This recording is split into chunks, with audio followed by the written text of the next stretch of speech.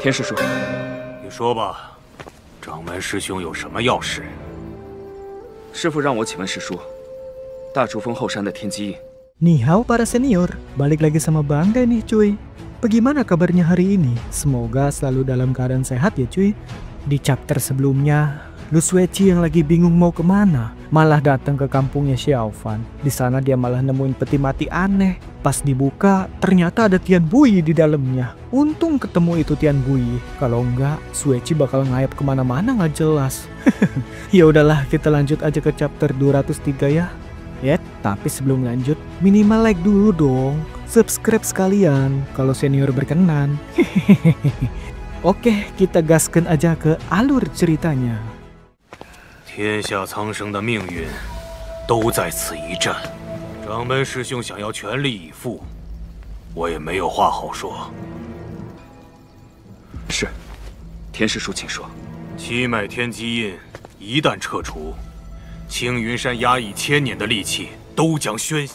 Lu Sueci tidak tahu sudah berapa lama ia duduk bersila. Perlahan pikirannya menjadi jernih. Meski matanya masih terpejam, nafasnya terasa lebih tenang. Dan aliran energi spiritual di dalam tubuhnya mengalir lembut. Ia bisa merasakan keberadaan setiap rumput dan pohon di sekitarnya. Seolah semuanya terlihat jelas meski tanpa membuka mata. Perasaan itu menghadirkan sedikit ketenangan di hatinya. Selama ini, jiwanya sering dilanda kegelisahan, dihantui oleh rindu yang tidak pernah padam. Namun di tengah semua itu, ia sadar bahwa dirinya tidak pernah benar-benar meninggalkan jalan kultivasi. Bahkan, ia merasa kemajuannya kini lebih cepat dari sebelumnya. Namun, tidak lama kemudian, ia menyadari ada sesuatu yang janggal. Kepekaan spiritualnya memang makin tajam, tapi anehnya, ia sama sekali tidak bisa merasakan kehadiran Tian Buyi yang duduk tepat di sampingnya. Seolah-olah keberadaan orang itu menghilang.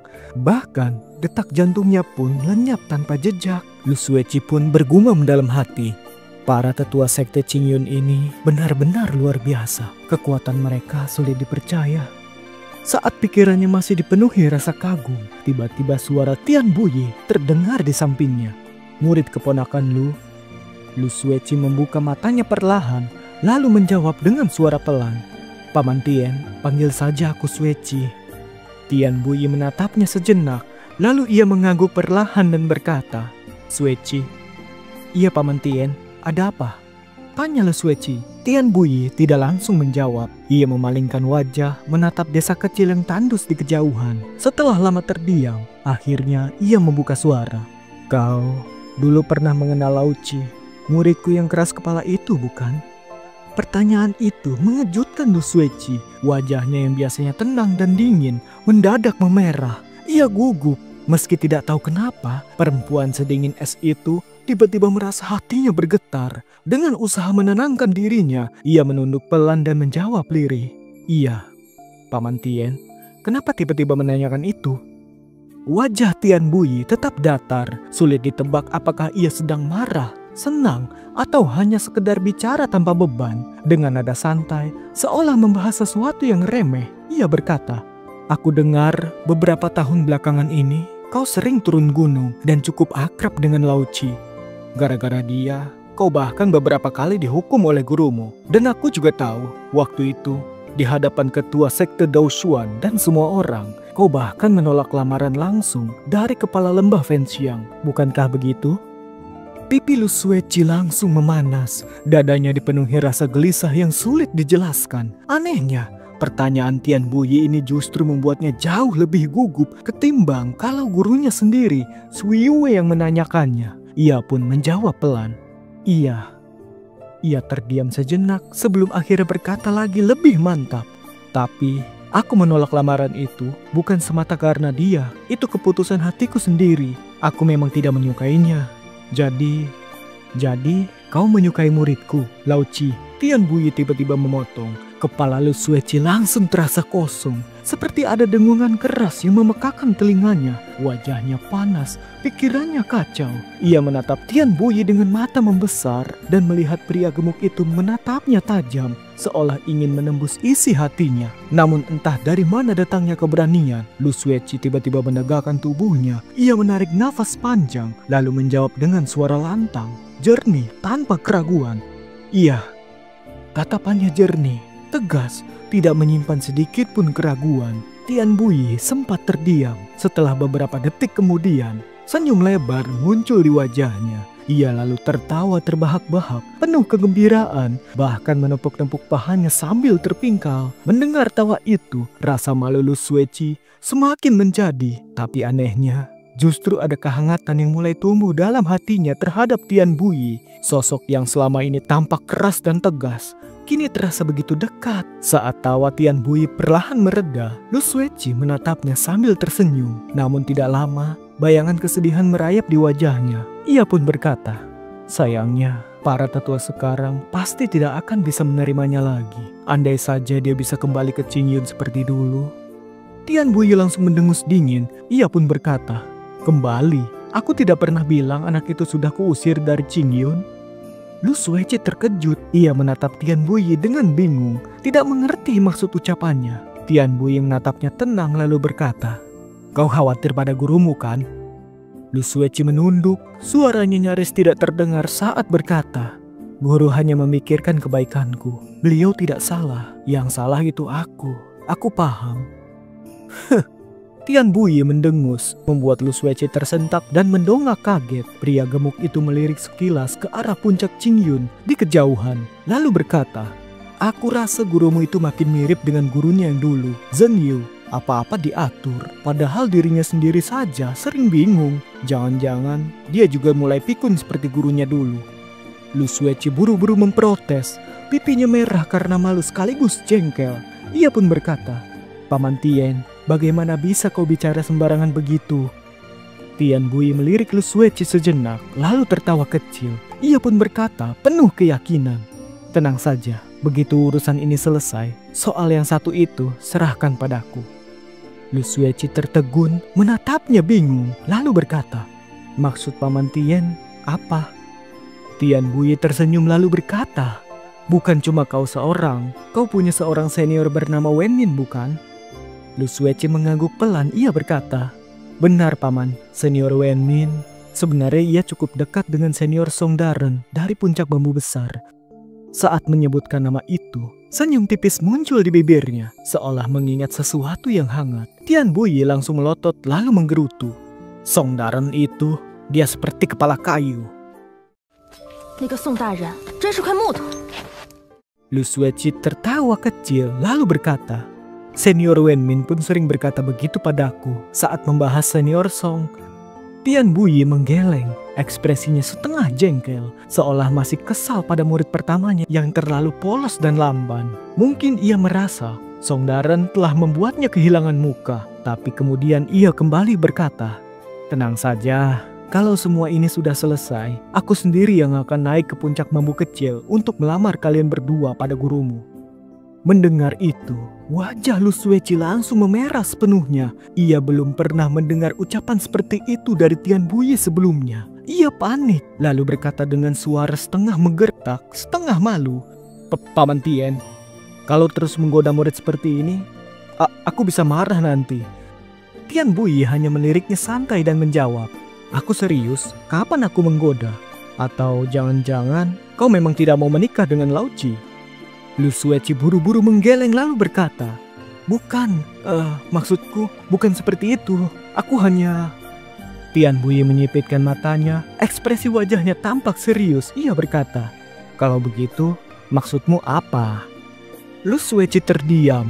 Ia tidak tahu harus menjawab apa. Wajahnya semakin merah, entah karena malu, gugup, atau campuran keduanya. Tapi justru dari itulah terpancar pesona. Keindahan yang lembut dan tulus membuatnya tampak begitu memikat. Tian Buyi menatapnya sambil tersenyum samar. Sudahlah, aku tidak perlu banyak bicara. Kau gadis yang cerdas, pasti mengerti maksudku bukan? Lu Sueci menarik nafas dalam-dalam, mencoba menenangkan diri. Meski rona merah belum sepenuhnya hilang dari wajahnya, sorot matanya kembali jernih dan mantap. Beberapa saat kemudian ia perlahan mengangguk lalu berkata, iya, murid mengerti. Tian Buyi menatapnya dalam-dalam, lalu bertanya sekali lagi dengan sungguh-sungguh, apakah kau bersedia? Wajah Lu Sueci kembali memerah, kali ini bahkan lebih dalam dari sebelumnya. Namun, ia tidak ragu. dengan suara tenang dan jelas. Sejelas jawaban sebelumnya, ia menjawab, "Iya." Tian Buyi menghela nafas panjang, lalu tersenyum lebar. Lu Sueci yang selalu teliti dan peka, langsung teringat kata-kata Tian Buyi sebelumnya. Dengan mata penuh harap, ia menatap pria itu dan bertanya pelan, "Paman Tien, maksudmu tadi, apakah dia bisa kembali ke sekte Qingyun?" Tian Buyi menghela nafas lalu berkata, 10 tahun yang lalu, ketika kebenaran akhir terungkap di Aula Kristal, Lao Qi pergi meninggalkan sekte. Setelah kupikir berulang kali, aku merasa sebenarnya semua itu bukan salah dia. Ia tidak melakukan kesalahan apapun, tapi entah bagaimana, ia justru harus pergi dengan cara yang aneh dan menyakitkan. Ia terkekeh lalu melanjutkan, "Seumur hidupku, aku hanya menerima 7 murid. Meski masing-masing punya kekurangan, tapi kalau aku harus berpura-pura seolah salah satu dari mereka tidak pernah ada, itu hal yang mustahil." 曾想过，若我是掌门师兄，只怕也是要斩出那一剑的。 Perkataan itu membuat hati Lu Sueci bergetar seperti seseorang yang terperangkap dalam gelap lalu tiba-tiba melihat cahaya muncul dari kejauhan. Ia tidak bisa menyembunyikan keterkejutannya. Campuran rasa haru dan gembira terlihat dari wajahnya. Tian Buyi melanjutkan, "Aku tahu kalau benar-benar ingin membawanya kembali, akan banyak yang menentangnya. Tapi selama 10 tahun ini, aku tetap memperhatikannya. Untungnya, dia tidak kehilangan nurani. Aku tidak pernah dengar ia berbuat jahat, apalagi melakukan kekejaman." Lu Sueci cepat menyambung. Ia berkata, "Benar, Paman. Aku juga selalu memperhatikannya. Selama ini, tak pernah ku dengar ia berbuat buruk. Meskipun setelah ia bergabung dengan aliran iblis..." Suaranya perlahan mengecil. Ia mendapati Tian Buyi sedang menatapnya dengan senyum yang mengandung makna, membuat wajahnya kembali memanas. Tian Buyi mengangguk pelan lalu berkata, "Kau benar-benar perhatian. 10 tahun ini pasti berat untukmu." Lu Sueci hanya diam, matanya berkedip pelan, namun tidak ada kata yang keluar. Tian Buyi batuk kecil beberapa kali. Nafasnya terdengar agak berat sebelum ia melanjutkan dengan suara lirih tapi mantap. "Singkatnya, selama dia masih mau mengakuiku sebagai gurunya, maka urusannya denganmu tidak akan kuabaikan." Lu Sueci perlahan menggigit bibirnya. Beberapa saat kemudian ia menunduk lalu berkata, "Murid, berterima kasih pada Paman Tien." Tian Buyi mengangguk, tapi tidak lama kemudian kembali batuk-batuk. Wajahnya tampak lelah dan samar-samar hawa hitam yang menyelubungi tubuhnya terlihat semakin pekat. Lu Sueci tidak bisa menyembunyikan kekhawatirannya. Ia pun berkata, "Paman Tien, sebaiknya jangan bicara dulu, istirahatlah." Ia mendongak ke langit lalu melanjutkan, "Kalau kulihat dari posisi matahari, mungkin 2 jam lagi fajar menyingsing. Saat itu, aku akan kembali ke Gunung Qingyun, memberi kabar kepada guru dan bibi Suru." Tian Buyi hanya mengangguk perlahan, lalu kembali memejamkan mata. Lu Sueci menarik nafas panjang, berusaha menenangkan hatinya yang masih bergemuruh antara haru dan harap. Ia pun memejamkan matanya kembali. Namun di sudut bibirnya, perlahan muncul sebuah senyum tipis, senyuman yang lahir dari secercah kebahagiaan. Di kejauhan, satu bintang tampak redup memancar di balik gumpalan awan gelap. Namun, tidak lama kemudian, angin malam bertiup membawa awan hitam yang kembali menutupinya. Dan di balik awan itu, ada 2 cahaya samar melesat cepat di langit malam, bergerak menuju ke arah mereka. Reruntuhan desa Cao Miao masih terbungkus kesunyian yang mencekam. Lu Sueci perlahan membuka matanya. Sorotnya bening dan jernih, menyapu sekeliling dengan kewaspadaan. Setelah memastikan tidak ada keanehan, ia baru menghela nafas lega. Tian Buyi masih duduk bersila di anak tangga batu, matanya terpejam. Angin malam sesekali bertiup melewati desa, namun anehnya, pakaian Tian Buyi sama sekali tidak berkibar, seolah angin pun enggan menyentuh tubuhnya. Hati Lu Sueci kembali bergetar. Ada firasat aneh yang membuatnya resah. Ia menatap Tian Buyi lama-lama. Semakin diperhatikan, keningnya perlahan mengernyit. Sejak menyelamatkan Tian Buyi dari peti mati terkutuk itu, Lu Sueci merasa ada yang berbeda. Sosok Tian Buyi tampak tampak lebih gemuk daripada yang ia ingat. Wajahnya memang masih sama, tapi tubuhnya tampak lebih lebar, membuat pakaiannya terlihat agak sempit. Tian Buyi memang bertubuh tambun, tapi kali ini terasa tidak wajar. Sesuatu yang tidak bisa ia jelaskan dengan pasti. Rasa cemas pun muncul perlahan. Ia teringat kembali akan kekuatan hitam aneh yang dulu membelenggu tubuh Tian Buyi di dalam peti mati. Meski segel itu berhasil ia hancurkan dengan kekuatan Dao dari kitab surgawi, ia tahu betul itu bukan kekuatan biasa. Ada aura jahat yang belum pernah ia temui sebelumnya. Lu Sueci menghela nafas pelan. Ia memutuskan untuk menanyakannya langsung agar tidak terus menduga-duga. Namun sebelum sempat membuka mulut, Tian Buyi tiba-tiba membuka matanya. Sorot matanya tajam dan berkilat, tapi anehnya ia tidak menatap ke arah Lu Sueci, melainkan ke arah langit malam yang pekat. Wajahnya tampak menegang. Jantung Lu Sueci berdebar. Ia berdiri perlahan mengikuti arah pandangan Tian Buyi, dan sesaat kemudian tubuhnya bergetar. Di langit malam yang gelap pekat, sebuah bayangan hitam meluncur turun dengan kecepatan seperti kilat. Seluruh tubuhnya diselimuti aura iblis yang begitu pekat hingga udara di atas desa seolah membeku. Bahkan sebelum sosok itu mendekat, tekanan kuat dari energi gelapnya sudah menyapu tanah, membuat reruntuhan desa Cao Miao diliputi getaran tak kasat mata. Tian Buyi berdiri perlahan. Lu Sueci berkata, "Apakah itu dia?" Tian Buyi mengangguk dan berkata, "Iya, itu dia." 从那时起，我心里便记着你。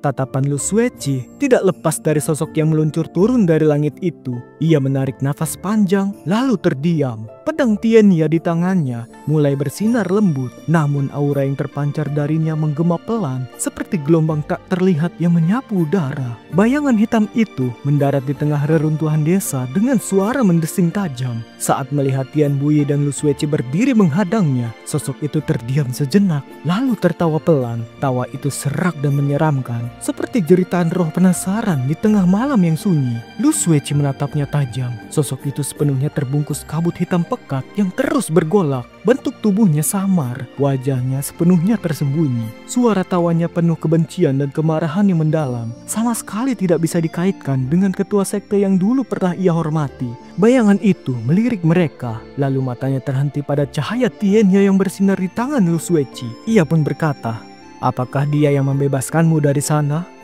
Tian Buyi mendengus tajam tapi tidak menjawab. Sorot matanya menusuk, amarahnya terpendam dalam tatapan yang tajam. Ia melangkah maju setapak, bahunya menegang, siap bertempur. Lu Sueci pun maju, berdiri di sisi Tian Buyi. Bersama mereka membentuk segel. Lalu dua bilah pedang ditarik dari sarungnya. Namun sosok itu tampak tidak terpengaruh. Ia malah tertawa lagi. Kali ini lebih keras dan menusuk. Tawa yang menggema di antara reruntuhan dan malam yang sunyi. Ia pun berkata, "Tian Buyi, kau masih berani melawanku?" Tian Buyi menjawab dengan dingin, "Kau telah tenggelam terlalu dalam ke dalam kegelapan. Aku tidak punya pilihan selain melawanmu." Bayangan hitam itu menyeringai. Ia pun berkata, "Kegelapan? Apa kau yakin? Bukankah kau yang sebenarnya buta?" Tian Buyi mengangkat tangan kanannya dan dalam sekejap cahaya merah nyala terang. Pedang surgawi api merah muncul di tangannya, dikelilingi aura api yang membara. Pedang Tiannya di tangan Lu Sueci pun ikut bergetar, seolah merespon kekuatan rekannya. Bayangan itu hanya tertawa. Lalu aura hitam di tubuhnya bergolak lebih dahsyat, melesat ke udara seperti asap neraka yang hendak menelan dunia. Tapi tiba-tiba ia terhenti, tawanya menghilang, tubuhnya membeku, lalu perlahan ia menoleh ke belakang, menatap langit malam yang gelap gulita. Tian Buyi dan Lu Sueci juga serentak menoleh, merasakan sesuatu yang tidak wajar. Dan sesaat kemudian, wajah mereka berubah. Dari langit yang kelam, sebuah bayangan manusia meluncur turun bagai kilat. Belum juga sampai menyentuh tanah, angin tajam yang mengiringinya telah menyapu desa. Aura yang terpancar dari tubuhnya begitu kuat. Jelas ia adalah seorang kultivator tingkat tinggi. Namun Berbeda dari sosok sebelumnya yang gelap dan menyeramkan, kehadiran orang ini terasa ringan dan tenang. Ia mendarat tanpa suara, tanpa bicara. Ia berdiri tegak di tanah, lalu perlahan menoleh ke arah mereka. Dan saat itu terjadi, ia tertegun. Lu Sueci tertegun, Tian Buyi juga tertegun. Di depan mereka, hanya beberapa langkah jauhnya, berdiri seorang pemuda dengan wajah tenang namun matanya bergetar. Dada Guili atau Zhang Xiaofan bergetar hebat, seolah ada bara panas yang menyala di dalamnya. Di hadapannya berdiri seorang pria pendek dan gemuk dengan wajah sedikit pucat dan tubuh yang tampak lebih besar dari terakhir kali ia lihat. Meski sosok itu telah berubah, ia tetap mengenalinya dalam sekejap. Orang yang merawatnya sejak kecil, yang mengajarinya segalanya, sosok guru yang ia hormati sepanjang hidupnya. Bibir Guili bergetar, namun tidak ada suara yang keluar. 10 tahun setelah berlalu, ada ribuan kata yang ia ingin ucapkan, namun semuanya menghilang begitu saja di kerongkongannya. Tian Buyi menatap Guili dalam diam. Ia tidak peduli nama apa yang kini digunakan murid itu. Entah Guili atau iblis berdarah dingin seperti yang disebut dunia luar. Di matanya, yang berdiri di hadapannya hanyalah murid ketujuhnya, Zhang Xiaofan, si anak bodoh dan kikuk yang dulu sering dimarahinya. 10 tahun tidak bertemu, anak itu kini tumbuh dewasa. Bahkan sebagian rambutnya sudah tampak helai-helai uban, tanda bahwa hidup yang ia jalani di luar sana penuh derita. Tian Buyi pernah membayangkan jika suatu hari mereka bertemu kembali, ia akan memarahinya habis-habisan, mengingatkannya, menasehatinya agar kembali ke jalan yang benar. Namun pada akhirnya, mungkin karena usia yang menua atau karena perasaan yang terlalu dalam, semua kata itu tidak terucap. Yang keluar hanyalah senyum samar, bibirnya bergetar, lalu dengan suara pelan ia memanggil, "Lao Qi."